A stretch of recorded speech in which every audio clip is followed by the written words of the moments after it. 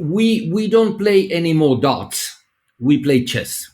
Darts, you have to put your dart in the middle, which has the highest value. The 10 is in the middle, so you have to go to the middle and so on. So when you build a city or a metropolis as a dartboard, no, or everyone wants to be in the middle, and you get the congestion in the middle. When you are not playing darts anymore, but you are playing chess, no, each case can have a different role. And one is the bishop, the other is the knight, the other is the rook, the other is the queen, and so on. And all together, they have a strategy, and that's a metropolis. Yes, the difference between a right strategy and a wrong one can be as significant as a game of darts and chess. Stay tuned for yet another insightful conversation. Hello and a warm welcome to yet another episode on the Mission Shunya podcast. Glad to have you on the show today, and I hope you are doing well. I have said this before, I think multiple times, but I can never get tired of it. Sustainability and the transition to a global net zero carbon economy is a massive operation, and it needs the coming together of various sectors. Sectors cannot act in isolation. And that is exactly the reason that we continue to discuss various sectors around this broad theme on this podcast channel. Today's discussion is also a big global theme. One of the sectors that is crucial in this transition is buildings. Infrastructure delivery accounts for about 30% of global carbon emissions in a year. Second to water, concrete is the most consumed material in the world. The production of cement accounts for over 8% of total greenhouse gas emissions, and the market is forecast to grow between 5 to 8% from now until 2025. And no prizes for guessing, demand for concrete is highest from the developing world. As a matter of fact, China uses more cement every 2 years than the US used during the entire 20th century. We will discuss more about cities, urban planning, and its sustainability footprint on this episode. The guest for this episode is one of the distinguished professionals in the space. He is currently a senior consultant on metropolitan management and planning for international governmental organizations like the United Nations, European Union, UN Habitat, among others. He consults as well for national and local governments directly or through consultancy firms. He has been senior urban specialist at the World Bank. Prior to that, he was also involved in an academic role as a visiting professor at the Milan Polytechnic and previously founder and director of the Master's Program of Town Planning of the University of Madrid. Well, it doesn't end there. Our guest also served in the public administration as a former elected mayor for Madrid Central District. He served as the director of strategic plan for Madrid between 1991 and 1994. Well, all this can be attributed to only one person. And with that introduction, I would like to welcome Pedro Ortiz to the show. Very happy to be with you and India, a country I really do admire and love. Yes, that is clearly visible from the work that you have done. So let's begin by looking at your journey and the work that you have done. I mean, you have had a long and checkered career, and it's been both in the public sector, the private sector, and you've worked for different countries as well, including in India. So how did it all begin for you, and how's the journey been so far? Well, it started very young. At 8, I decided to be an architect because I thought the world deserved being changed. And I thought that doing architecture was the physical way of changing the world. But when I did start my career, my studies on architecture, then I started reading economies, sociology, politics, philosophy, art, and so on. And then the building was too little. When you add up all those elements to a building, it becomes a city. Correct. So I became an urbanist probably when I was 20, after 1 or 2 years at the university. And then when I finished, at that time, obviously, when you are 20, you do not realize the complexity of the world and the beauty of that complexity, no? Correct. And so when I finished my urban planning degree, I decided to go to England. I went to Oxford because being an architect wasn't enough, and I decided to do my masters, and I then I went into regional planning, Okay. which is another scale, a larger scale. So the mix between regional planning, which is geography, economic, and urban planning, which is a city, comes up to be metropolitan. That's the scale of metropolises, which is a new scale. Correct. But let me say, for those which are technically involved in shaping the world physically, that an architect, when he designs, generally designs at a scale of 150. That's now the young generations work with computers, but we, the old ones, I am 70 this year, used to have other means of designing, and we use scalimeters, and we had scales, no? And so you design at 150. When you're dealing with a square, with a street, when you're doing urban design, you design at 1/500. Okay. When you are doing an urban plan, no, of a city, not a too large city, but as a city, you are designing. You are not only designing, you are making decisions at the scale of 1/5,000, and then metropolitan planning is 1/50,000. So you see, you always have an increase of tenfold every time. Correct. And I won't go on, no, because when you are dealing with a country, not India, because India is a continent, it's not a country. No? But when you are dealing with a country, you are dealing at the scale of 1/500,000. When you're dealing with a continent at scale 5 million, and when you're dealing with the world as it all, it becomes 150 million.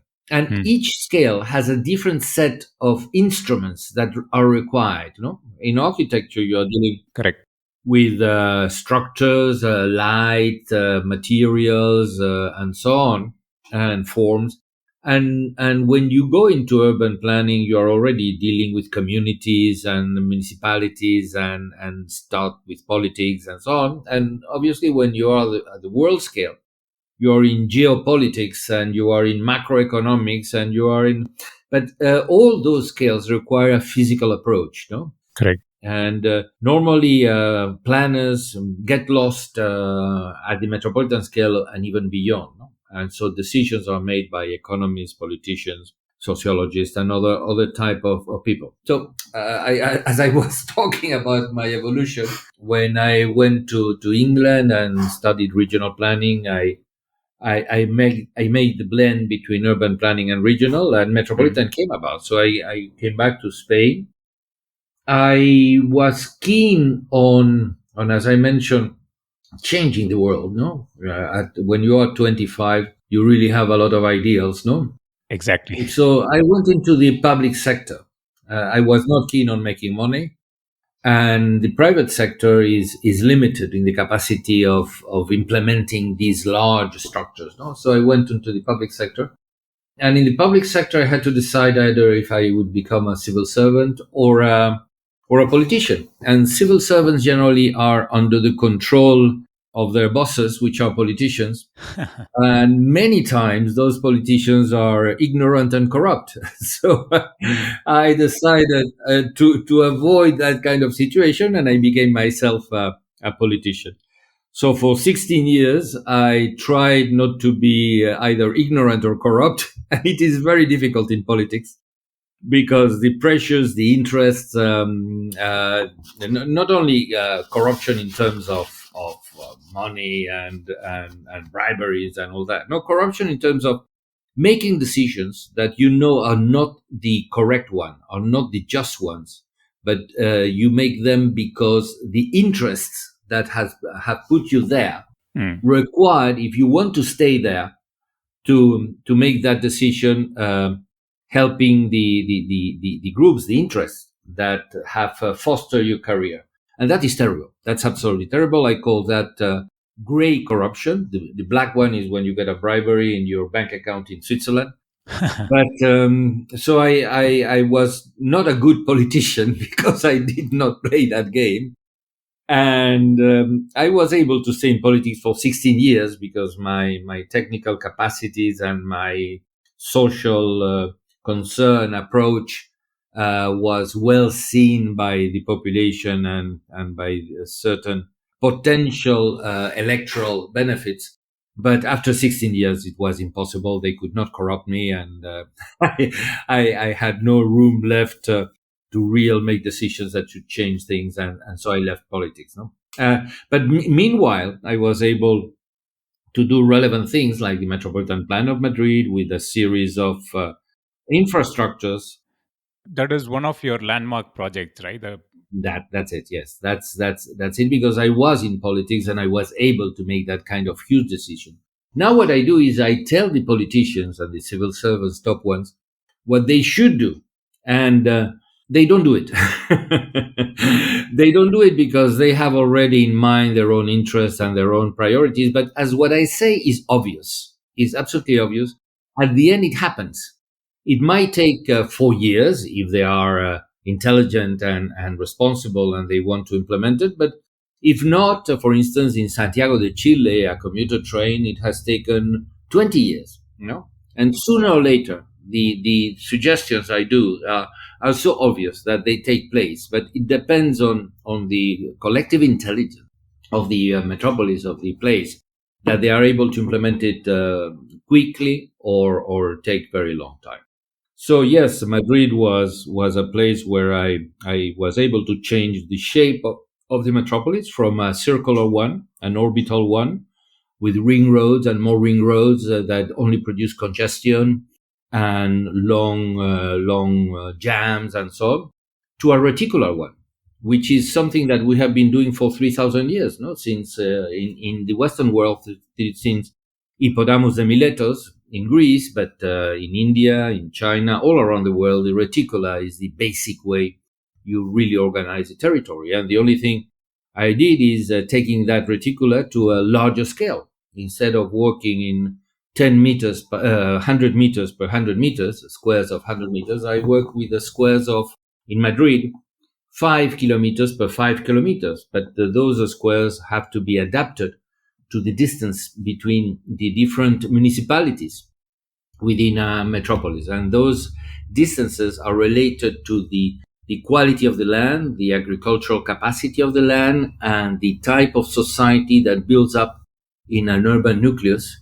So you have places with the municipalities 3 kilometers away, like Piacenza in the Valley of the Po in North Italy, or in Cuba, Havana, 3 kilometers, or other places where the land is much poorer, and these units, urban units, are 15 kilometers away, like in Buenos Aires in Argentina. But that's what I did in Madrid. I changed the shape of the metropolis. I produced several very relevant infrastructures, highways and trains and airports and so on. And the shape of Madrid has changed, and it's working very well. I am very happy with that result. Yes, that's a wonderful story and wonderful journey. Now, tell us more about the Metromatrix method. Was Madrid the first big city to adopt this, or did you find, obviously, you told about the historical past where this model was adopted, but any other cities before Madrid tried and failed? Did you make any changes to the method while you did it for Madrid?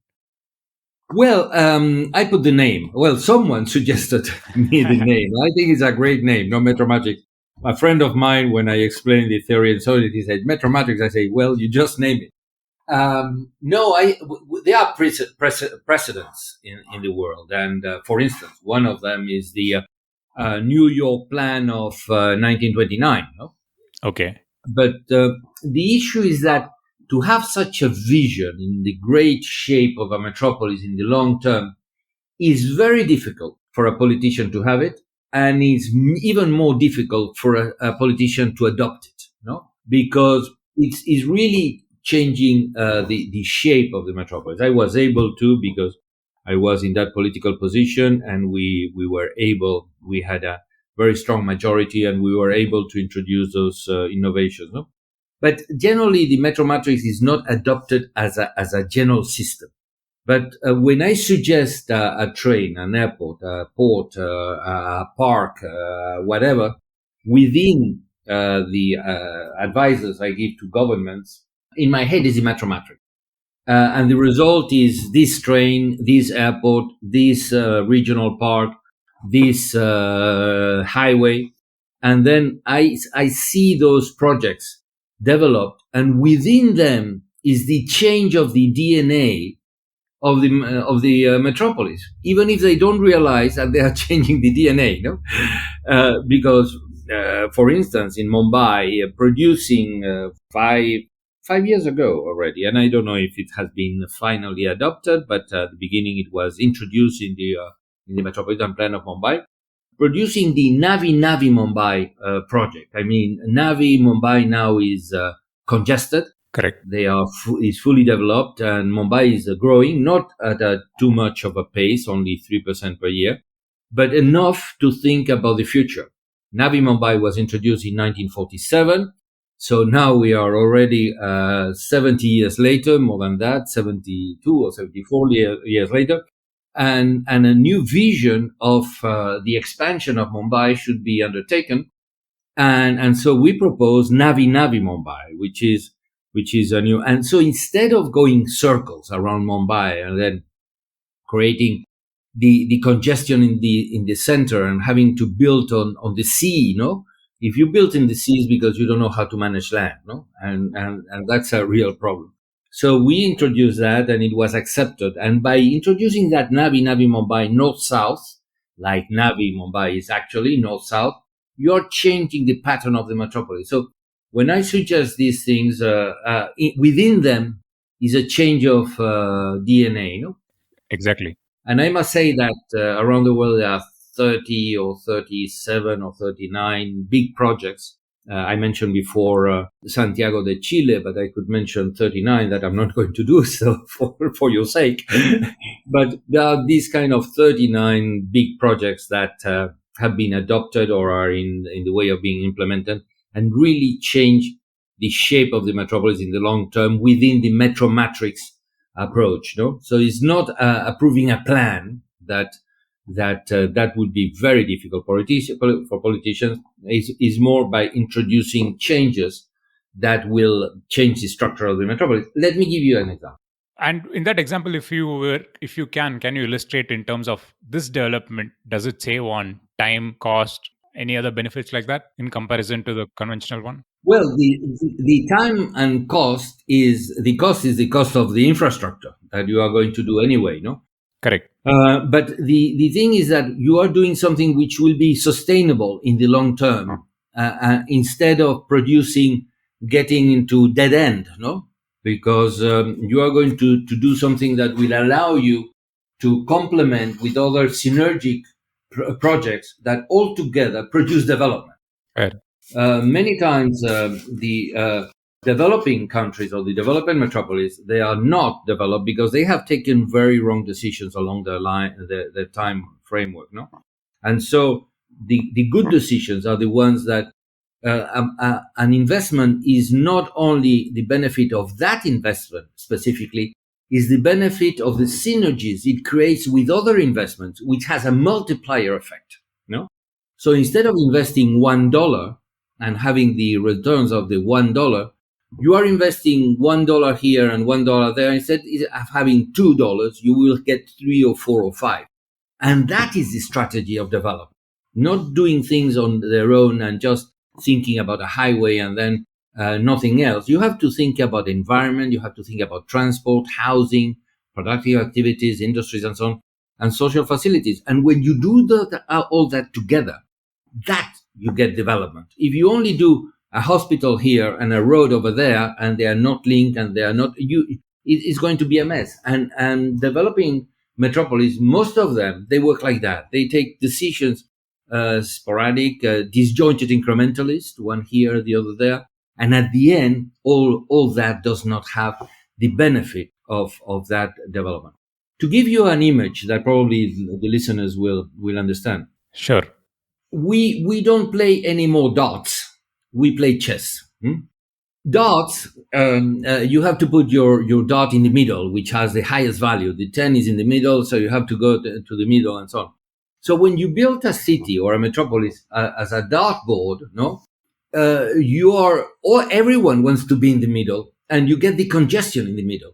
And then the radial roads that go to the middle and the orbital roads get congested because the center, the guys that own that center, the land in that center, control the market. And as you know, markets should not be controlled by supply. They should be controlled by demand. That's the way markets work. And so you are producing a market controlled by supply with congestion and so on. So making ring roads and radials ends up in congestion.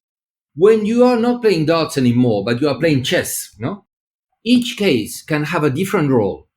And one is the bishop, the other is the knight, the other is the rook, the other is the queen, and so on. And all together, they have a strategy. And that's a metropolis. When you put the metro matrix, which is this kind of reticular approach rather than the orbital one, each of the cities within play a different role. And all together, they complement each other. And they create the strategy of the metropolis for positioning in a world context. No? So we are changing from playing darts, which is congestive and doesn't work, to playing chess, which is...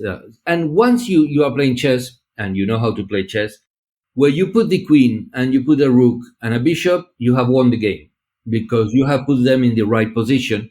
And all the other pieces of the game are going to follow the strategy that you have built with those strategic positions. And that's what we do with Metro Matrix. We take a metropolis and we see what are the position of the main pieces of that chessboard, and we set those pieces, 2 or 3, and then the game is over. You have won the game.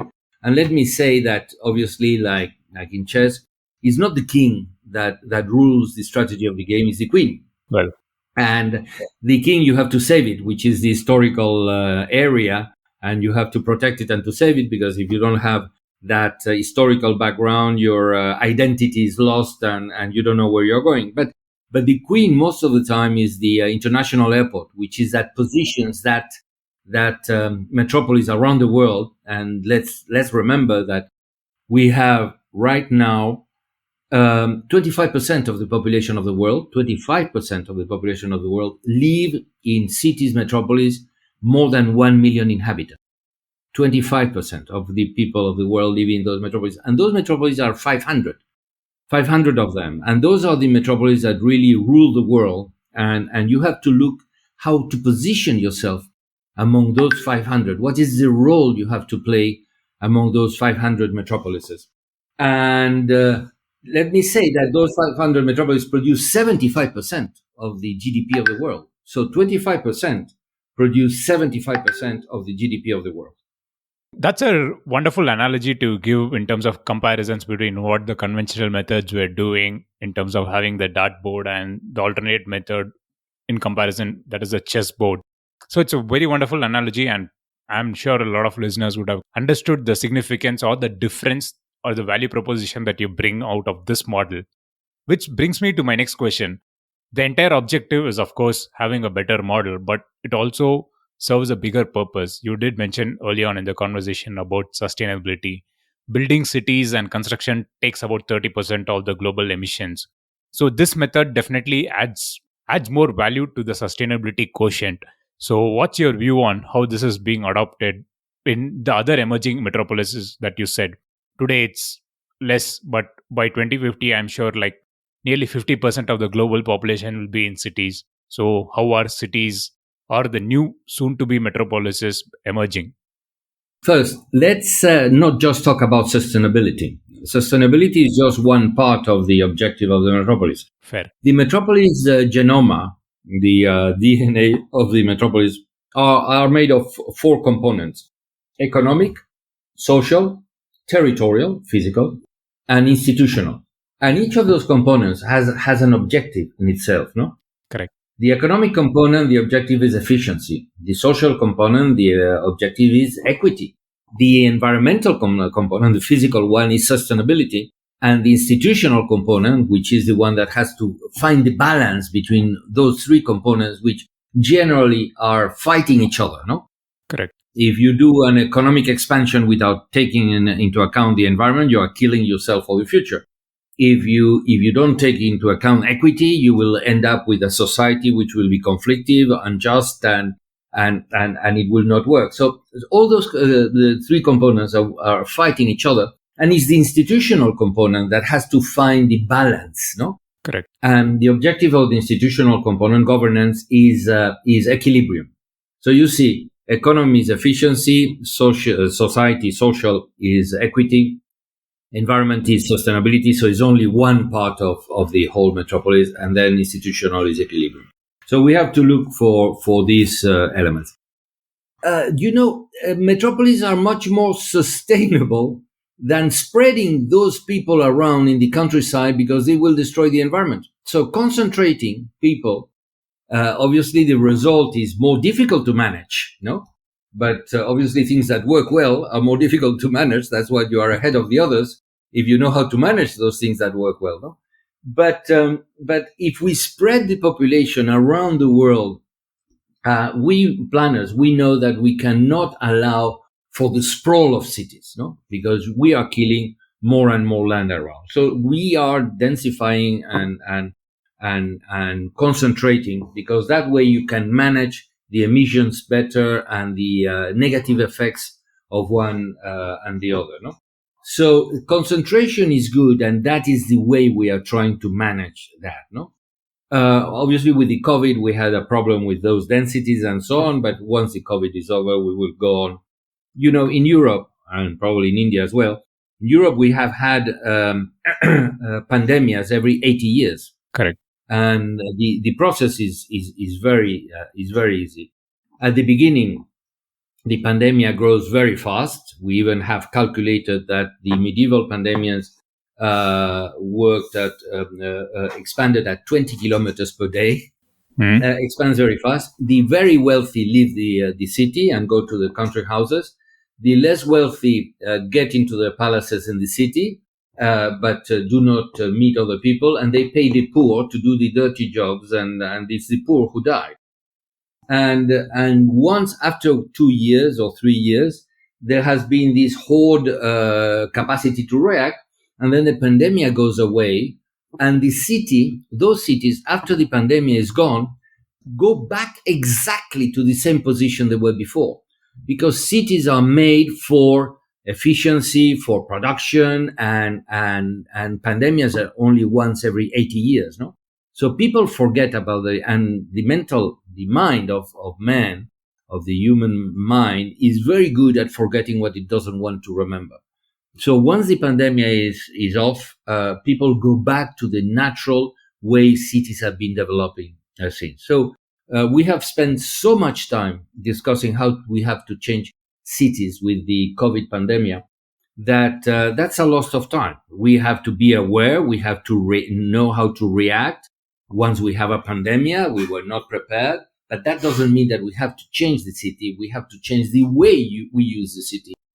So yes, we are producing a method of building those metropolises, which are really the core of production of the world, in a way that we have higher density, higher connectivity, and all that produces not only those environment effects, but as well efficiency. Economies of scale.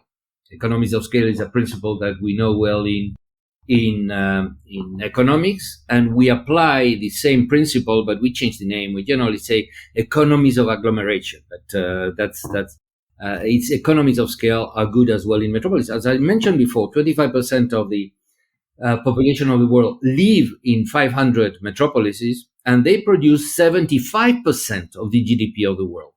So a metropolitan citizen produces 16 times more than a non-metropolitan citizen and a rural citizen. And that efficiency of the metropolis is immense, and that's why metropolis are growing so fast. In the last 70 years, the metropolis have been, there were only 3 cities, metropolises with more than 700,000 inhabitants in the history of the world. And now we have 500. And those 500 have all grown in the 20th century and mainly after Second World War. So metropolis is not a problem or an issue for the future is already a problem and an issue of the recent past and the actual present. It is very interesting to know the facts that you share, especially on these numbers that metropolises make the entire system more efficient. Which, I mean, looking at the numbers that you mentioned, I don't think that can be denied that overall, in terms of efficiency of delivery of services, metros kind of make it better. And it is also good to know that cities are more resilient compared to sprawled centers or towns and villages spread across a vast geographical area in terms of dealing with pandemic. That's interesting. Let me interrupt you a second because it is important. That is not the general perception of people about Metropolis. They see a Metropolis, they see a mess.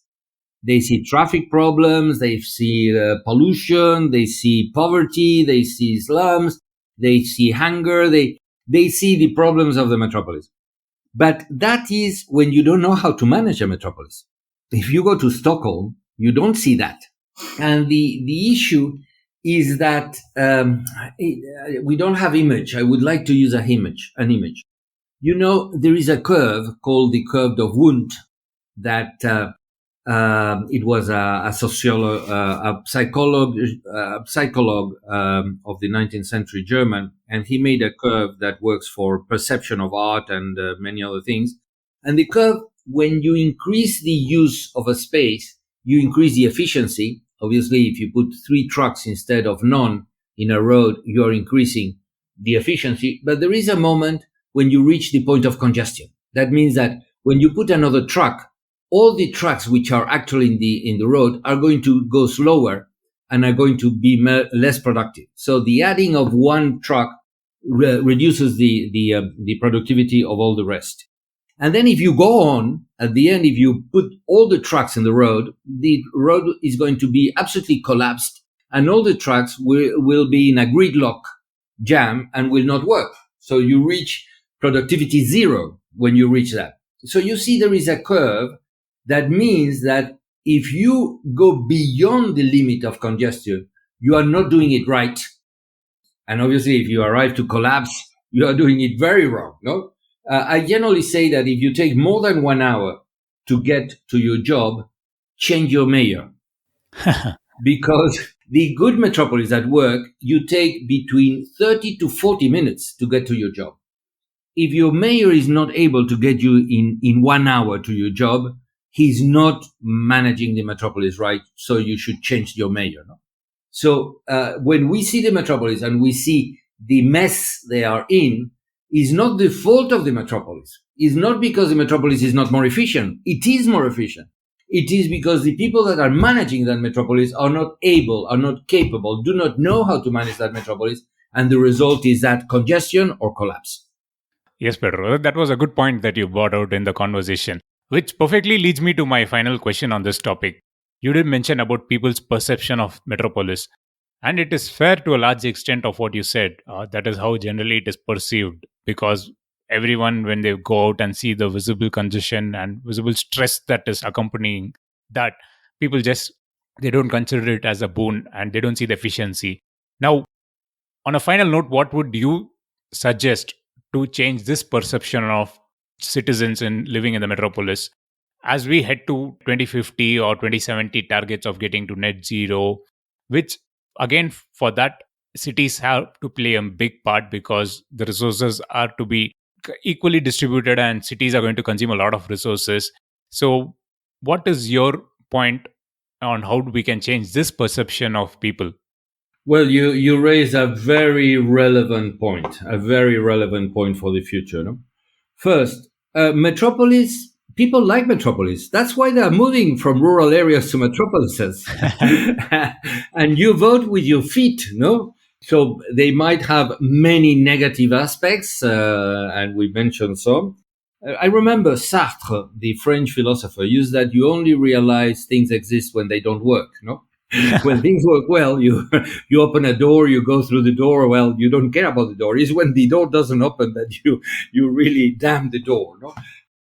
So we see in the metropolis the things that do not work, but we don't realize all the other things that work. And that's the GDP, that's the production of many cultural and interactions and creativity and production and so on. I'm not going to go into that because that will take 3 hours and a half. No, so people are moving to metropolises, and that's a fact, and that means that metropolis have more good than bad. No, Right. and so what is the future of that process? Obviously, we have to be able to manage those metropolises, no, and that's what we are trying to do. What we are trying to manage, and that's why I'm involved with the Indian government and the European Union. And so metropolis are not only working, but they have to work better.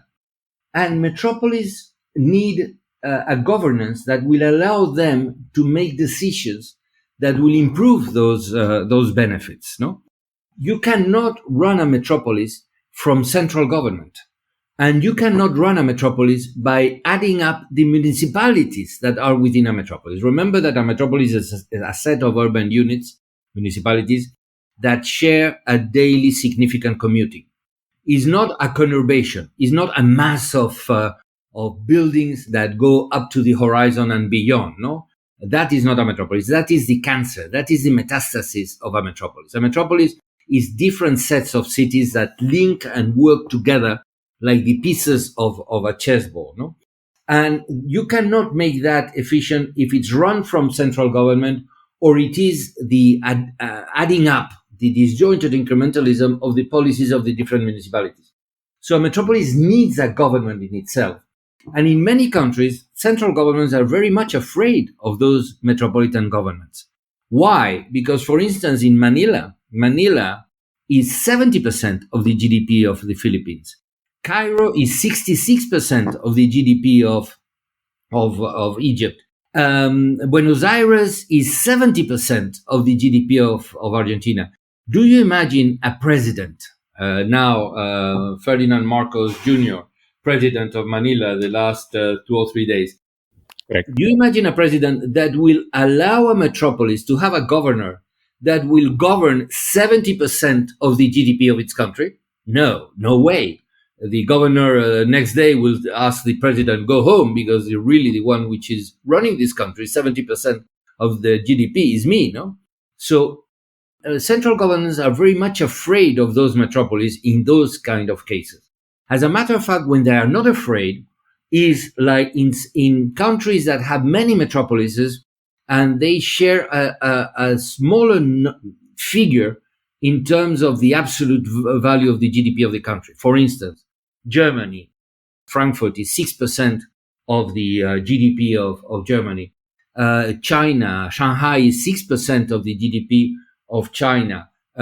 Italy, Milan is 5% of the GDP of Italy, and so on. In those areas, then the presidents do not mind to have metropolitan governors that will manage those metropolises together. And India is a very good example as well. I think the figures for India is Mumbai is to the 11% of the GDP of India. No? Correct. So in those circumstances, you can have that metropolitan.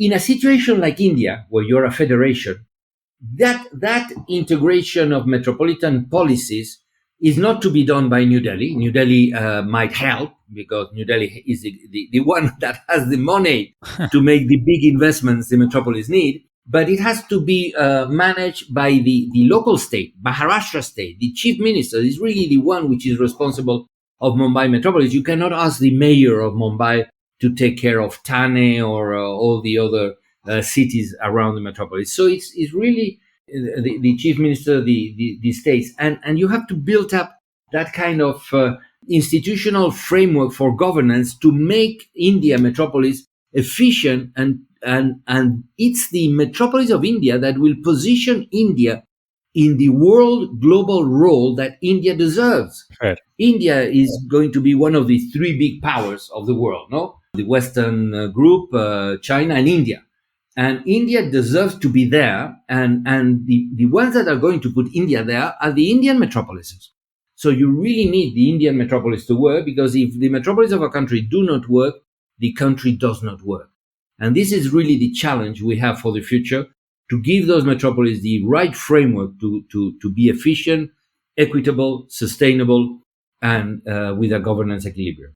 Well, that's a wonderful note to kind of end this conversation. You need to give the Metropolis the support that they need to ensure that there is sustainability as a whole that is possible in the Metropolis, and you need to have that levers between the center and the state, a sort of coordination between them, so that both of them understand that it is a win-win for both. It is. If the Metropolis kind of is able to generate more revenue and also help people live a happy life there. And the Metropolis, related to the question you put forward that I forgot in the process of answering, metropolis are much more productive of the rest of the country. But that doesn't mean that metropolis should keep the wealth for themselves. They have to share that wealth. So we have to provide the metropolis with the capacity to be productive, but we have to have the fiscal system to shift that extra capacity to the areas that have the need, because all the citizens of the country have the right to have the same kind of social services and provision of their needs, no? So we have to be able to produce, to make those metropolis be competitive internationally and position India and themselves into the global market. But that benefit has to benefit the whole country. So we have to have a transfer of those benefits to the rural area and to the smaller towns. The metropolis cannot forget the rest of the country. And that transfer is really the role of central government. Fair. I couldn't agree more. That's an interesting point to kind of wrap this conversation on, Pedro. It's been an insightful conversation, I must admit, because the podcast generally covers a range of topics around getting to net zero. But one of the key aspects of this is the new infrastructure that is yet to be built. So if we have to get to net zero, we'll also have to get more people, adopt sustainable practices, ensure that they have all the access to that they need for development. They shouldn't be left behind. And one of that is developing new cities where people are going to come and live. So what goes into building the cities, and what are the steps that the different governments, both at the center, state and city level, have to take to ensure that there is equity in this transition, is something that I found it really useful in this conversation. And it goes back right to your days in your political career, from where you had a big inspiration to kind of have an impact. So the entire thing weaves in very well into this conversation. And thank you very much for taking time to join me on the podcast today. I was very happy, delighted to be with you and with all your listeners. Thank you. Well, conversations with global experts can't get any better than the one we had today. I have been following Pedros' work ever since I was introduced to it by my friend Alejandro. You should definitely follow Pedros' works on his websites and also on LinkedIn. I will leave the links to connect on the show notes section of this episode. While you are there, you should also check terrageneration.com, our friends who are behind the episode artworks for the show. Terra Generation is a content agency specialized in telling stories in climate, biodiversity, and sustainability. So with that, this is Girish Shivakumar signing off, and as always, thank you for listening.